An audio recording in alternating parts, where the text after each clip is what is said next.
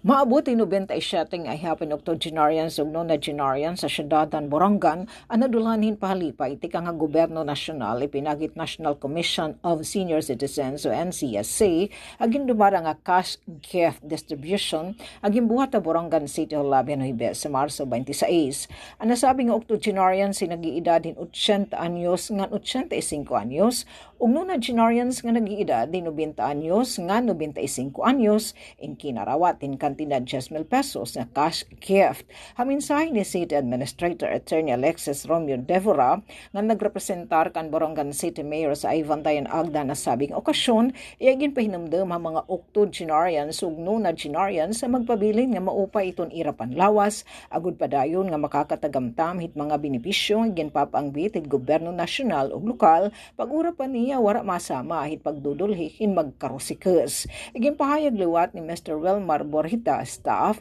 ha NCSC Regional Office 8 ginarekognisaran komisyon atong pagpapatuman ng mga programa hit LGU Borongan para hit senior citizens sa syudad lakip na din atong monetary allowance, libre sakay, libre medisina ug iba pa. Kabuligan NCSC Region 8 ug NCSC Eastern Samar Satellite Office and City Social Welfare and Development Office, Office for Senior Citizens Affairs sa OSCA Syudad, Federation of Senior Citizens Association of Borongan of ISCAB, Presidente han Senior Citizens Association ng mga barangay hamalin ang puso nga cash gift distribution para sa Bagong Pilipinas, SOC, Aberia, Radyo Pilipinas, Radyo Publiko, Borongan.